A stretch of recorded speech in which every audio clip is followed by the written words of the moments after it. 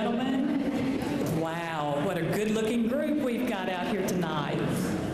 My name is Cindy Rogers, and I would like to welcome you this evening on behalf of Homeland Community Bank and our staff. We're so glad to see each of you here. It's such a beautiful evening to be out, and we thank you for taking your time to share with us this evening. A few housekeeping notes. Our restrooms are to my left in the back if you need those through the evening. Also, we hope everyone registered when you come in. We want all the survivors to register so we have current information, name, address, so we can send you a postcard for next year. T-shirts were in the back, so if you did not get those picked up, please do so. Also, the handprints. And hopefully, as you were standing there, you had saw the sheets from each of our previous years and your handprint up there with the number of years as a survivor. Before we start our meal, we're going to ask a couple of young ladies to come to the mic, and we'll also have our invocation. We will ask Miss Haley Taylor and Miss Riley Ribby. They will come lead us in the Pledge of Allegiance. They are two of our survivors. I pledge allegiance to the flag of the United States of America and to the republic for which it stands, one nation, under God, indivisible, with liberty and justice for all.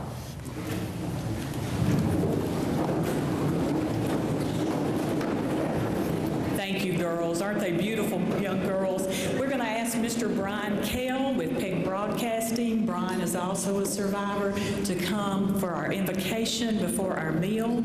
Thank you, Cindy. Let's bow our heads and let's go to the Lord in prayer. Dear God, thank you so much for today.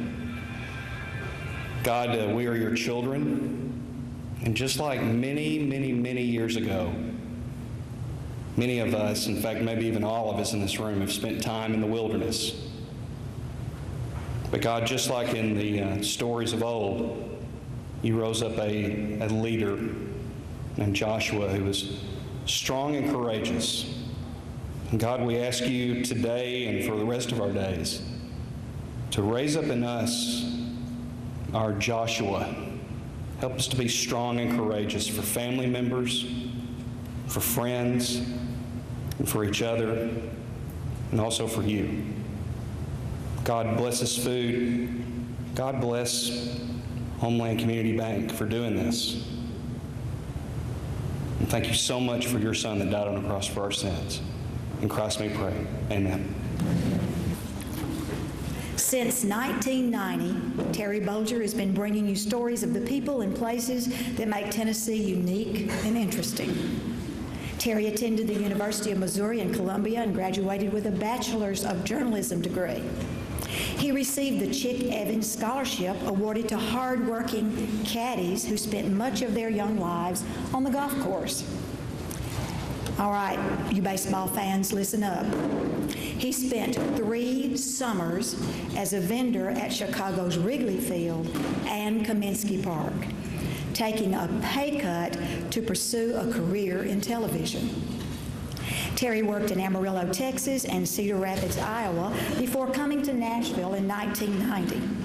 He won 10 Emmy Awards, an Iris Award from the National Association of Television Programming Executives, and has more than a dozen other regional honors for Best Feature Story and Best Writing.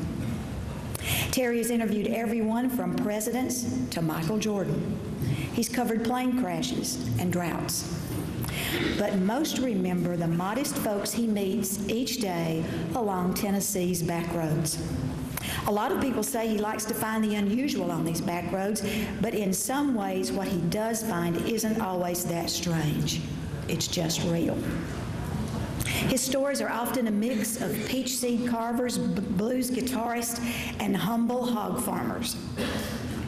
In a way, his stories are like a box of chocolates. You never know what you're going to get.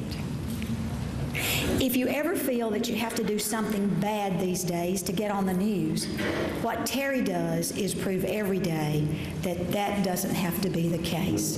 And aren't we glad he does that? Friends, and Terry, you have a lot of them here.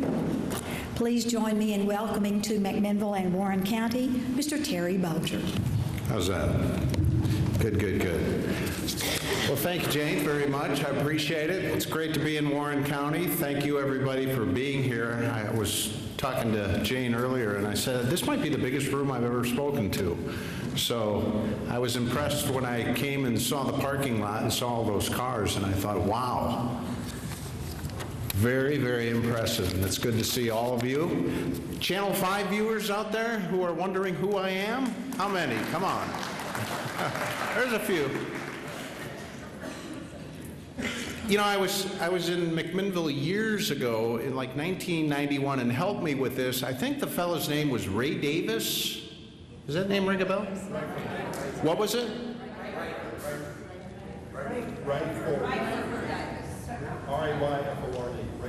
Rayford? And what was the last name? Okay, I just knew him as Ray for some reason. And he tried to did he put the chandelier in the cavern? Roy Davis. Okay, that's who I was thinking of. It's been 20-some years. Did that ever work out? And I know he was planning also a pipe organ. That's in there too?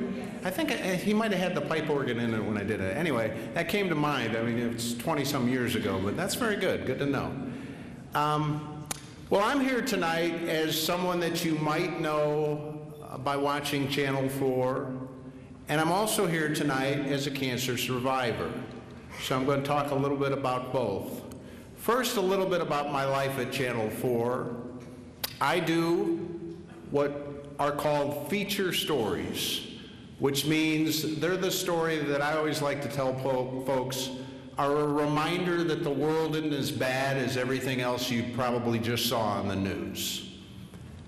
I personally think there should be more of these kinds of stories, but there's a sort of belief in the world of television news that people wouldn't watch them.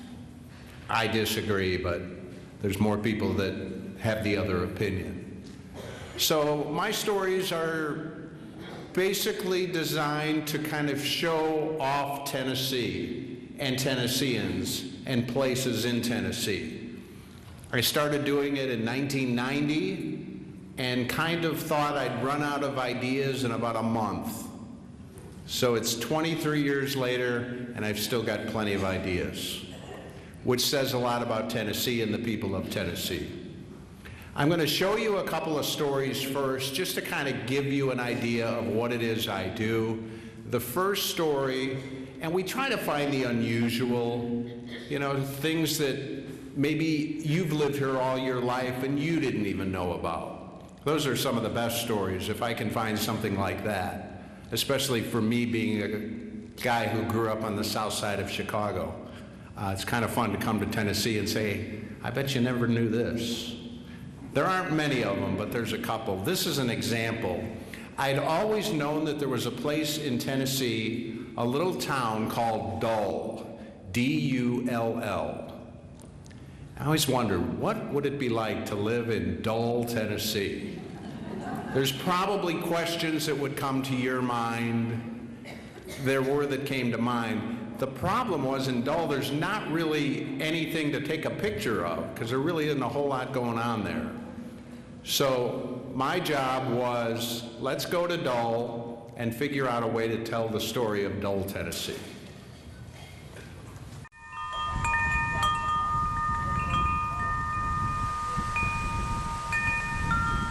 Ain't much happens around here. When it comes to excitement, the folks who live here never had a chance. Well, after you get up here and you see the sign, and it makes a lot of sense. It's kind of dull. This is Dull, a Dickson County town halfway between Charlotte and Ashland City. You live here, you know the question that's coming. Everybody just wants to know, is it really dull and dull? And we tell them everything but. Wynn and Dorothy Corlew, married now for 45 years. Why choose the dull life? Somebody else made that decision for us, because we were born here. A place where websites are still mostly just home for spiders. Well, it's just laid back. Peaceful and quiet. Between you, me, and the fence post, there's not much to see here. The Dull Country store closed years ago. You gotta drive to the Dull outskirts to shop. This is what we do in the afternoon. Sit right here. Business never booms at the Midpoint Market. Take it from the well-rested staff. Won't be any business at all, and that's kind of what we were looking for in the first place. Skip Craig moved to Tennessee from California 3 years ago, not sure where he'd live. Drove down the road, saw the sign, Dull, and I said, this is where I want to stop. He stopped, opened the store, and took a deep breath. Grass grows slower, paint chips a little slower, wind doesn't blow too much there. It kind of circles around Dull and comes into here. The wind isn't the only thing. Lower down. Just when all this peaceful Dull talk is about to put you to sleep, Dull drivers wake you up. Listen up. And you didn't see a wreck? A wreck on Highway 49, right in front of the quiet store. No injury, just irony. Life is just too fast here. People will not slow down. It's the hustle, the bustle. This happens all the time. Yeah. Welcome to Dull. Dull may describe the lifestyle, but it's not how this place got its name. The postmaster here came up with it 100 or so years ago. How? Well, his name was John Dull. It's not all dull here. Come to Curvy Road Sawmill. The sawmill is definitely sharp.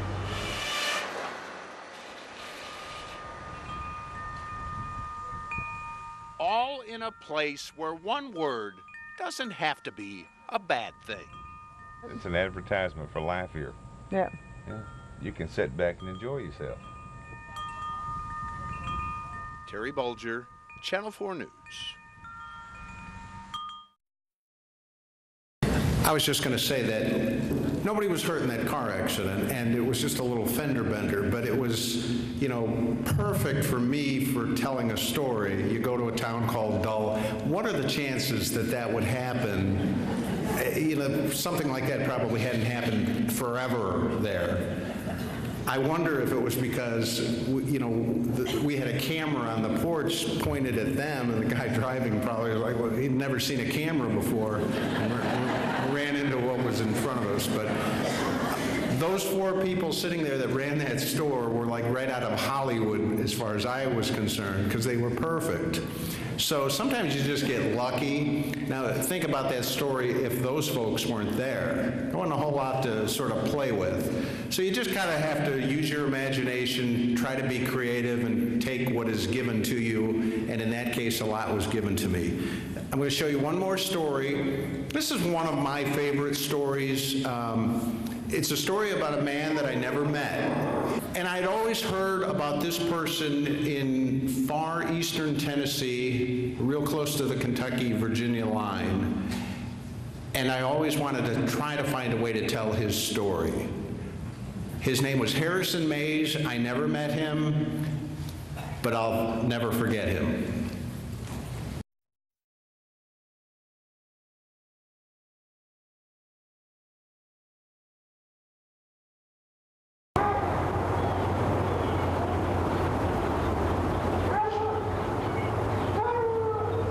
The Appalachian town of Middlesboro, Kentucky has always made its living off the land.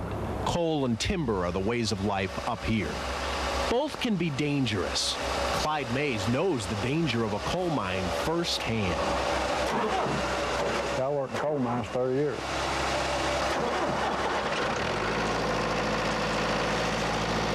You know coal mining is dangerous when you switch to a sawmill because this is safer.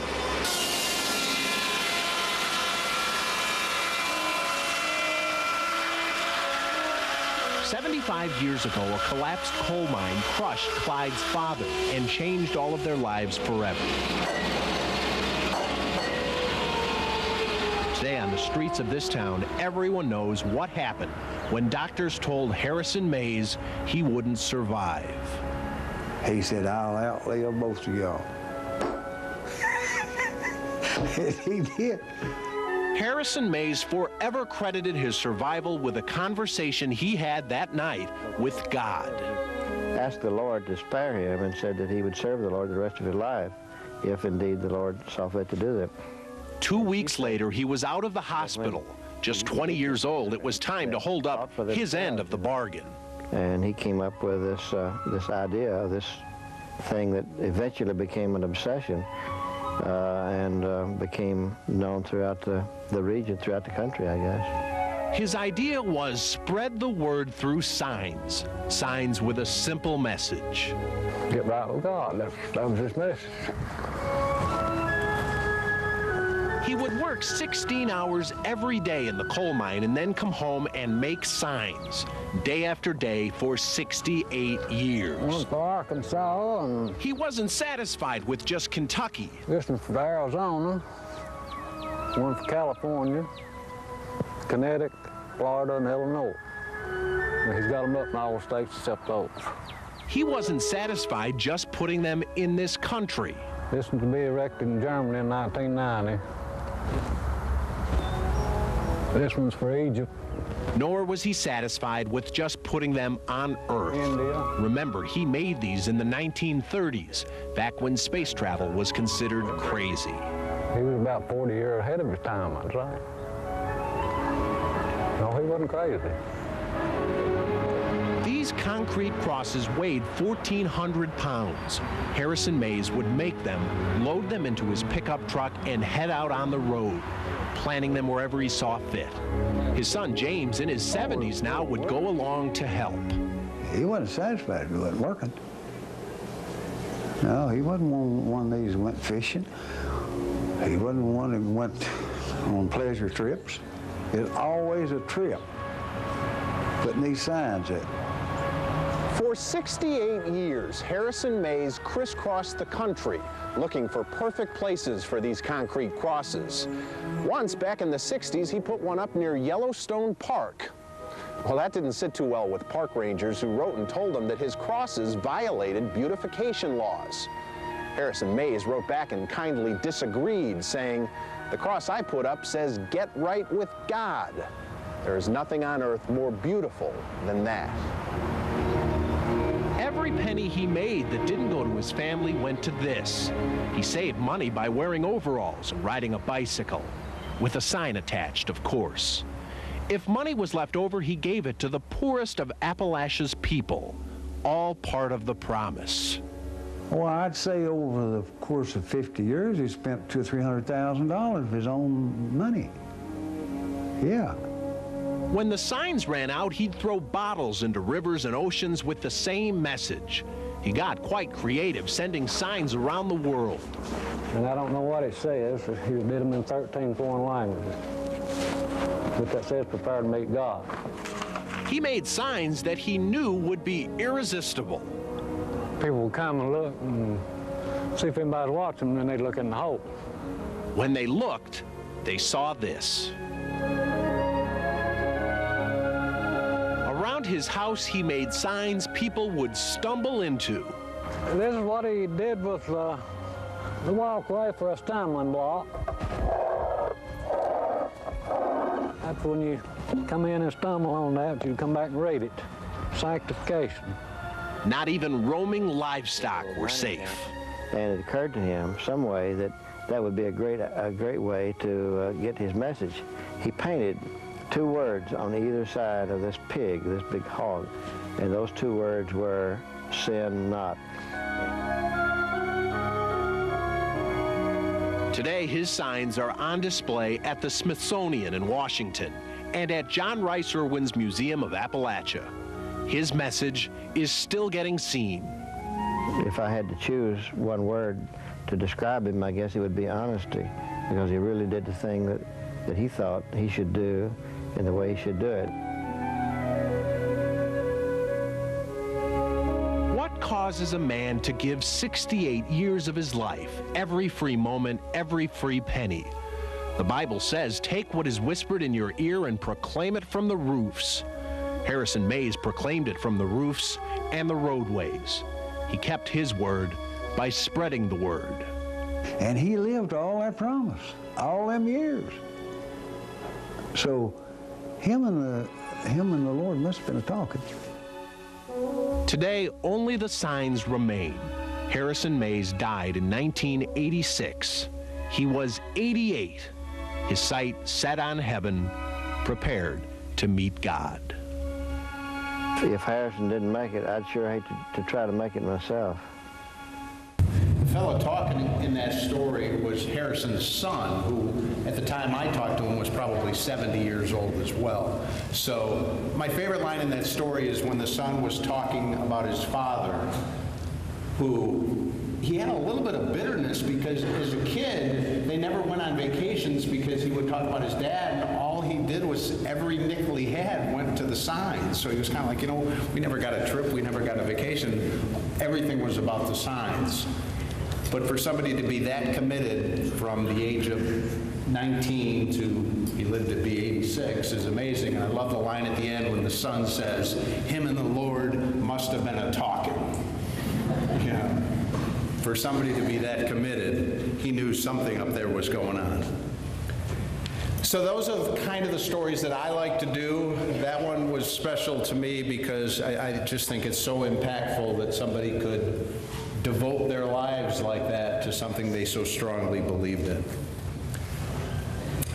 So I'm going along doing these stories, and in 1996, I wasn't really feeling great, so I was having some difficulties with just the way I was feeling, and went to the hospital a couple of times, went to doctors, and I remember one time they cleaned my ears out, thinking that was my problem. They were wrong. And after that, I went back a couple of times and said, you know, that didn't do it. Something's not right. So at that point, they start getting more serious, and you hear words like CAT scan, and that made them see something that they didn't really feel was right, and they were right. And then you hear words like MRI. And then the next words you hear are two words that you don't want to hear, and those were brain tumor. So in 1996, doctors told me that I had a brain tumor and that I probably would need to have surgery tomorrow. So I'm hearing those two words for the first time, and then I'm hearing the word tomorrow. So you would can certainly understand the reaction. I had to call my parents in Chicago and tell them. I'd never spent a day in the hospital in my life. So it's like, you know, I don't know, I can't really remember what I was thinking at the time, but it was like completely shocking, new, and wow, what do I do now? So I didn't really have a whole lot of time to think. The surgery happened literally the next day, and you start hearing other words that you've never heard before in your life. One to me was oncology. I'm sure many of you here know that word. I did not. I was 31 years old. I didn't know what they were talking about when they said you will have to see an oncologist. So I quickly discovered what that meant. Chemotherapy. Kind of knew what that meant, but I never really broke it down. I knew it was a bad word. I knew it was a word I probably didn't want to hear, although in a way I kind of looked at it like it had become my friend, chemotherapy, because it was doing the things that I needed it to do at that time. And I figured out chemo meant chemical drug, therapy, medicine. So it's basically just a scarier word for medicine. So I had brain surgery, which still isn't the easiest thing to say.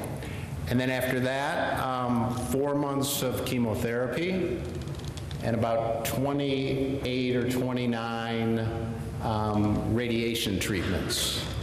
Now, if you saw in that story, which was maybe from the early 1990s, I had a full head of hair. I contend to this day that it wasn't the chemotherapy or age that knocked my hair out, but it was the radiation.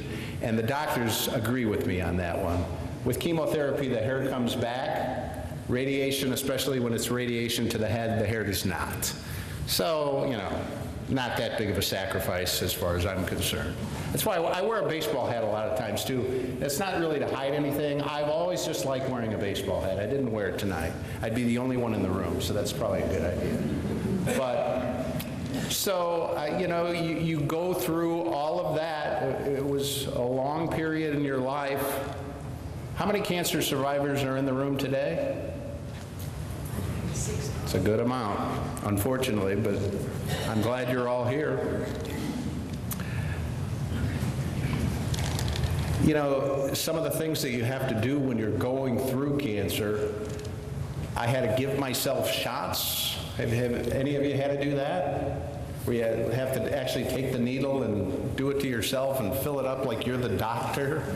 You know, and they always explain all of what you're going to have to do, like, you know, they've explained it to people hundreds and hundreds of times. You're hearing it for the first time, and you're thinking, what? Huh? I gotta do what? But eventually you learn that this is the best thing for you right now. You don't have a choice, and you have to do it.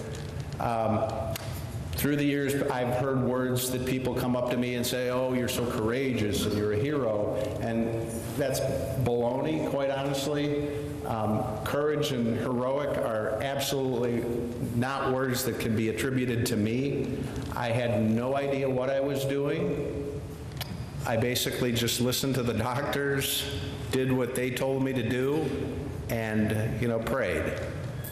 Beyond that, you know, I was as scared as anybody would be, and I would imagine some of those same emotions can be felt in this room. You know, I have no advice, really, strong advice for survivors. You all are here, you all are obviously doing something right and something great. You've got great people around you, I'm assuming, which I certainly had as well, and that's helpful. But it's a scary thing, and you know, this fight that you all are so involved in Warren County, which proves Warren County is strong and tough, and that's kind of what you have to be. You know, I was never the person who said, why me? And especially with my television job, I've run across people before I was diagnosed that were going through tough things. And I would always say to myself, you know, I'm so lucky that I've never really had any kind of battle like they've had to do. And I always wondered, you know, why am I so lucky? So instead of ever saying, why me, I kind of was one to say, why not me?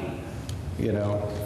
And I don't know if that approach helped me in any way, but it helped me deal with what I had to deal with. When I was going through chemotherapy, I remember that radiation was the next part of the plan, and I didn't want to know one thing about radiation.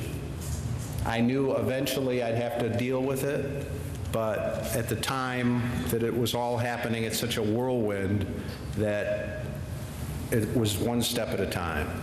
Why worry about what's next when you're dealing with what you're dealing with right now? I heard somebody earlier, and it was Larry, who said, somebody walked by, and I heard Larry say, hi, so-and-so, you look good. And I said, hey, Larry, the person you said that to, is it somebody that's dealing with cancer right now? And he said, yeah.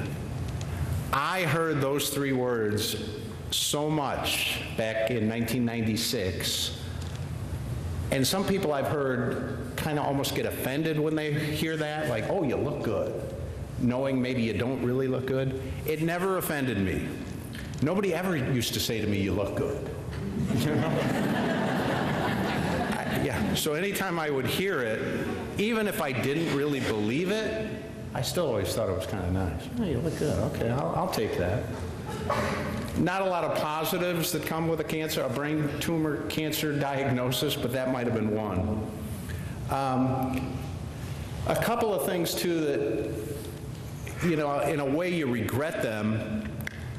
I tell people, don't believe everything that you hear, and don't believe everything that you read on the internet. There's good stuff and bad stuff. A lot of it is bad stuff, and it just freaks you out. I would hear things from people that didn't know what they were talking about, and you'd hear bad things and take them to heart and think, oh my gosh, that's not good, huh? What did he say? He said that? And typically they didn't know what they were talking about, but because you're in a position that you're so vulnerable, anytime you hear something bad, your immediate reaction is, oh no, they know something that I don't know.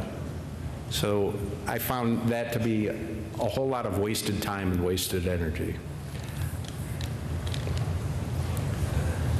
I guess my last piece of advice is listen to your doctors. You know, they were great with me. They're very matter of fact.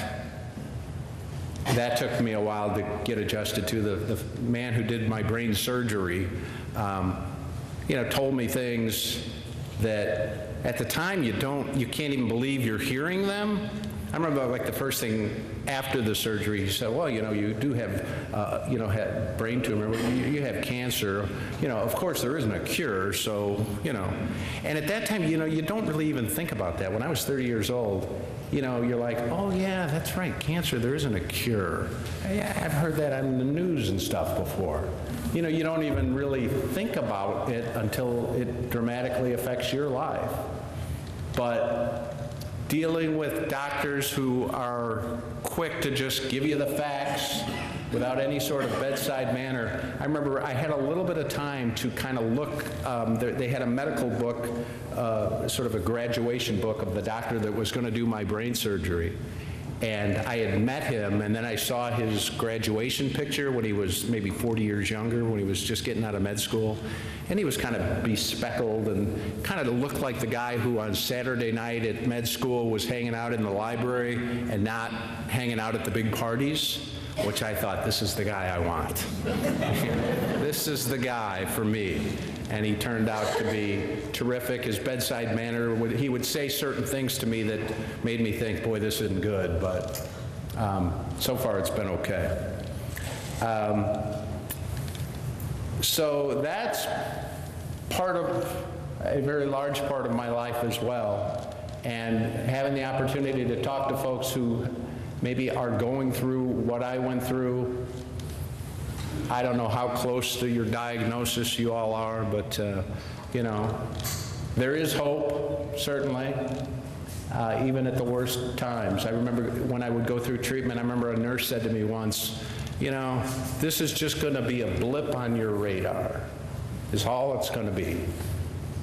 And it was like, you never really heard a lot of positive things, and it's not necessarily that she knew what she was talking about, but it was just good to hear something positive. And so, you know, embrace the positive and try to avoid the negative. One last thing, and I'm happy to take questions, but I think about my television life. And I'll talk about that in a minute. But if there's any questions, I'm more than happy to take questions. Anybody, you can ask me anything you want. I'll tell you all about Demetria if you really want to know that.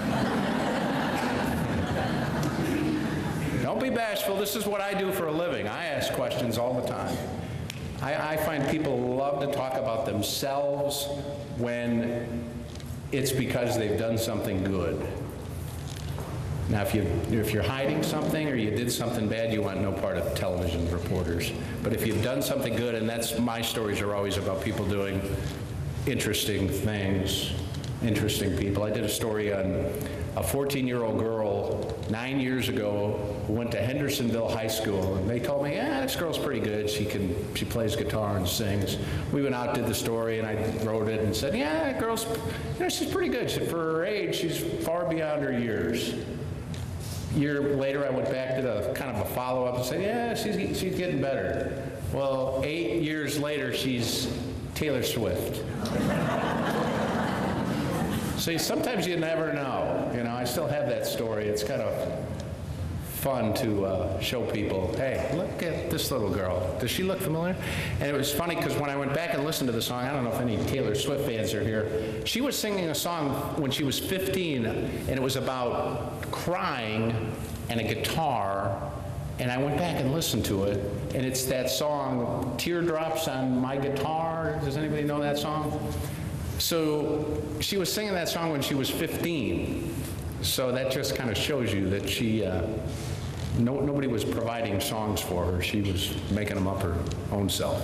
So running across people like that kind of livens up my life. Yes, sir. Terry, am I correct that you were with or around Dan Miller when he passed away? If so, could you talk about Dan and what kind of person he was? Absolutely, yes, I was.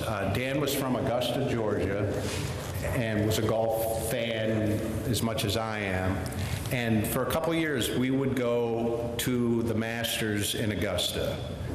Dan, me, and Rudy Kalis. And Dan was so proud to show off Augusta. I don't think there was anything that wasn't human, like his wife and kids, that he loved more than Augusta, Georgia. So he got such a big kick out of, showing us, this is where my high school reunion was, and all this, every detail about his life in Augusta. And yes, we spent a great day at the golf course in 2009. And Dan, I can't say he wasn't feeling well. He was feeling great. And, we were walking, and the golf course is hilly, and there's a lot of walking involved. And we kept saying to Dan, hey, are you okay? Every time he'd say, absolutely, where do you want to go? Let's go. I don't know if he was feeling bad at the time or not, but he wanted to be a part of it as much as anything. We had a great time, and then later that night, he passed away. But Dan was my best friend at Channel 4. For a couple of years, I worked in the sports department. I did the sports. And I didn't really like it because, one, I had to stay till 10:30 at night because you got to do the sports at 10 o'clock. And the only thing that was good about it was Dan was there, too. So he was always the guy I could, I'd go in his office and sit down and we'd just talk about whatever. Fun stuff, crazy stuff, But Dan was always the guy, he'd try to get me to listen to music. We had similar musical tastes. Sorry. I'm from the south side of Chicago. The last thing I ever wanted to listen to growing up was country music. I thought, country music? Are you serious? Then I moved to Nashville. And I would go out into the countryside and run across these old timers with guitars singing songs about, my little old home down in New Orleans, old Jimmy Rogers songs. Does anybody know who Jimmy Rogers was here? Jimmy Rogers, the old brakeman. And I loved these songs. So because of some of that, I became a big fan of country music, mostly the old country music stuff, kind of listen to in a way I feel like I was born too late because I like the country music songs from the 50s and 60s and a lot of the old timers. But because of that, Dan knew that I liked that stuff too, and he would try to get me to listen to some stuff that was beyond crazy. I'm trying to think of the fellow's name that he would listen to. And I could always be honest with him and tell him, no, Dan, sorry, I do not. That is terrible. And he would look at me like I was crazy, like, how can you not like this? Listen again. But we had that kind of a relationship that there was no phoniness to it in a world where there's a lot of phoniness these days. I don't know if you've noticed, but Dan was as simple and nice in person as he came across on television. Kind of a shy person, believe it or not, so he wasn't necessarily the type of person that would come up and say hi and start talking to you, but if you came up and said hi to him, he would engage you in conversation. Dan was not the kind of guy who would go out to the fancy restaurant for like a big steak dinner. That was not him. He was happiest with an egg salad sandwich. That is the absolute truth, and quite honestly, he was happier after the second egg salad sandwich.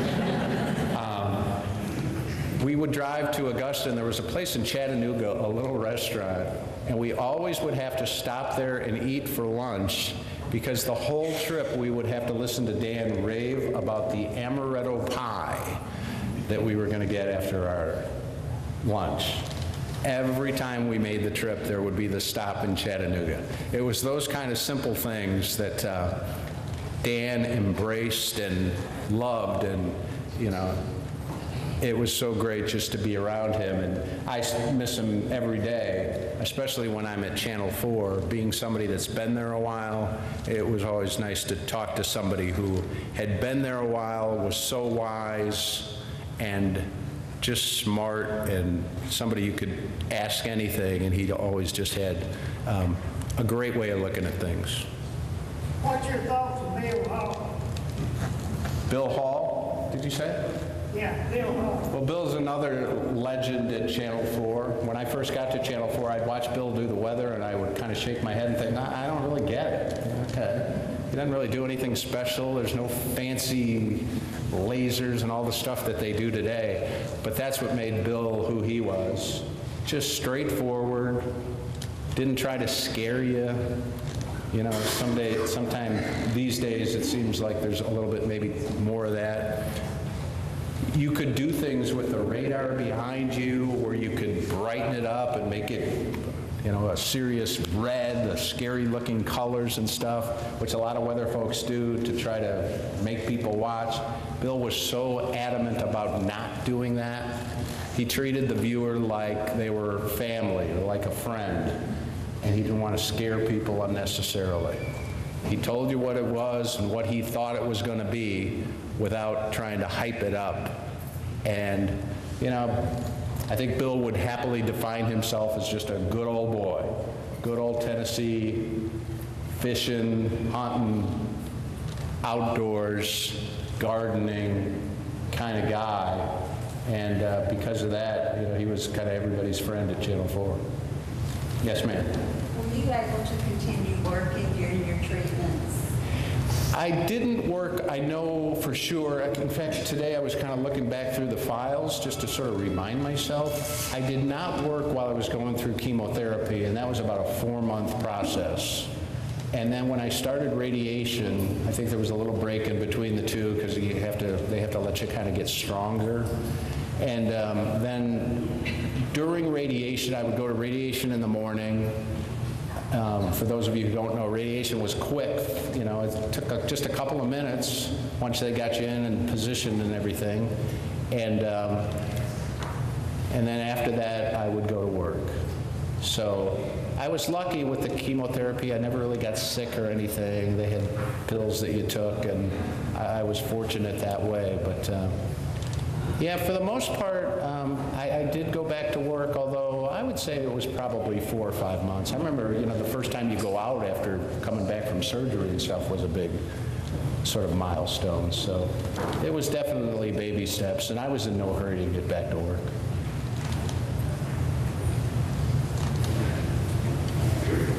Anybody else? Well, I'll just say one more thing about my life in television. And, it reminds me when I grew up on the south side of Chicago, a long way from Nashville. And when I was about 12 years old, I had a paper route, like many of you probably had.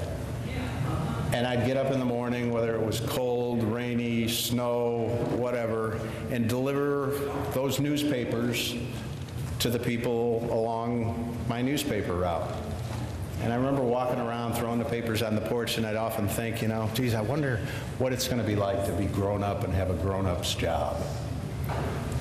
And now, so many years later, I'm at Channel 4, and in a way, I'm still delivering the news, the good news, and now it's people along my Channel 4 television route. And sometimes I still think what it would be like to be grown up and have a grown-up's job. Thank you all very, very much. Appreciate you having me. Terry. Yes. We are so glad you came our way. We have a gift basket for you, and in this basket are products made here in Warren County. And we want you to take this and enjoy it. We have also enclosed a map of McMinnville and Warren County. We'd like for you to come back sometime and visit our back roads. Would you do that? I'll do it. Fantastic. And Terry, we also have a relay shirt for you. Absolutely. And when you wear that, if you'll think about us here in McMinnville and Warren County and your visit with us, we would appreciate that. Will do. Thank you, sir. Thank you.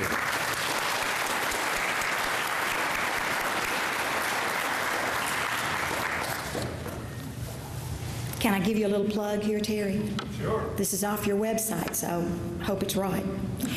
Now you can see Bulger's Beat during Channel 4 News at 4 p.m. on Mondays, Wednesdays, and Fridays, and Breakfast with Bulger each Tuesday, Thursday, and Saturday morning on Channel 4 WSMV TV. Is that right? And always on the internet, WSMV.com. WSMV.com on the internet. Thanks, Terry. I'd like to introduce now Mr. She's not really. Ms. Marlene DeLong, who is a dear friend. She is with the American Cancer Society, and she is our senior community representative. She works so hard with us during Relay, and she's one of the reasons that our Relay event is so successful. And Marlene's going to come and do some special recognitions. Marlene. Thank you, Ms. Jane, for those kind words. I do want to say thank you to Ms. Cindy and to all of her staff from Homeland Community Bank, Ms. Jane, everyone that has had a part in making this event so special for our cancer survivors tonight. I want to say thank you, Ms. Cindy. Y'all did a great job this year. I have several of my Relay for Life committee members that are in attendance tonight. So to all of my dear friends and co-workers that helps me on the Relay for Life and the Relay for committee, thank you so much for your hard work throughout the year. And my job is to recognize our survivors tonight. So what we're going to do is, if you have been a cancer survivor 1 year or less, please stand up. Cancer survivor 1 year or less, please stand up.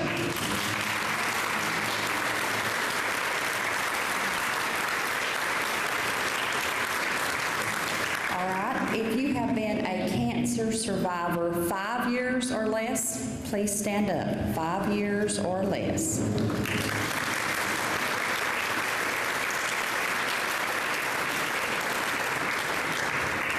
Um, 10 years. If you have been diagnosed with cancer in the past 10 years, please stand up.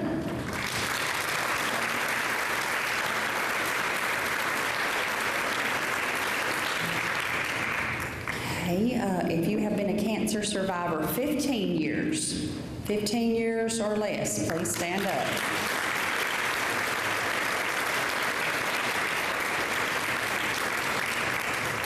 What about 20 years? 20 years? 20 years?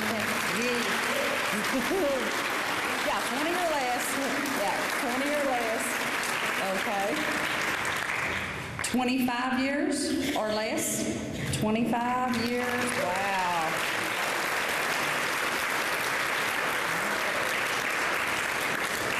$30 years or less? 30? Wow.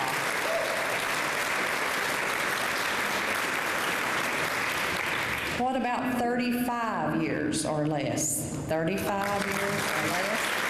Wow.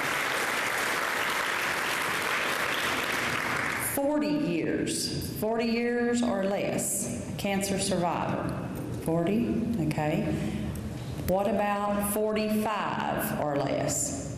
I know we got to be getting close to Miss Joe, and we're always on the other end. So when I'm on the other end recognizing cancer survivors, Miss Joe, how many years have you been a cancer survivor?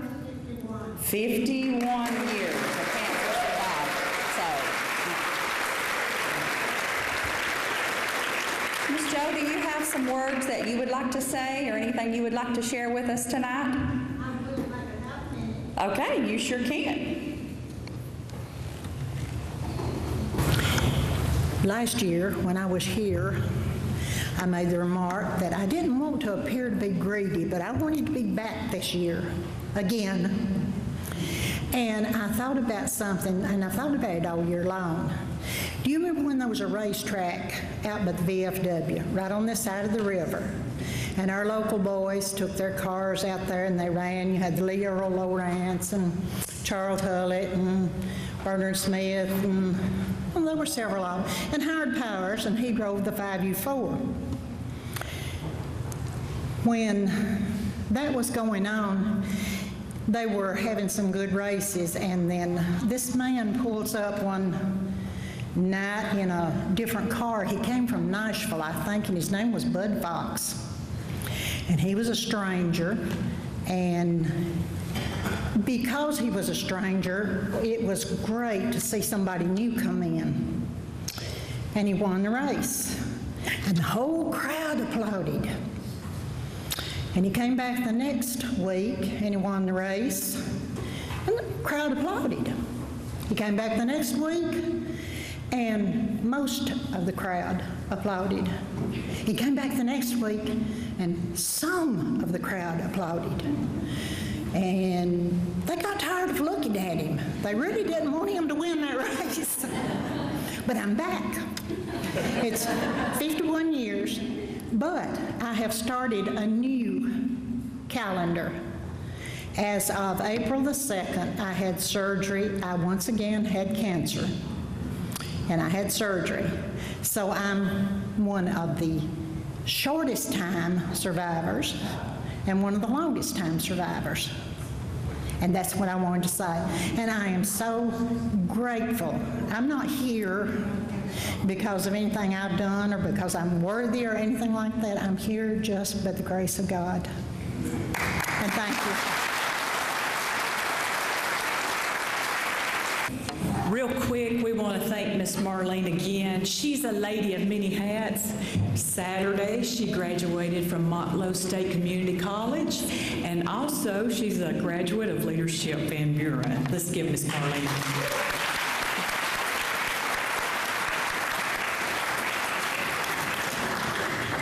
Ladies and gentlemen, this is the largest crowd. We just want you to know how wonderful it is to have each of you here tonight. And just to let you know, our official registration for survivors tonight was 111 of you sitting here in the auditorium.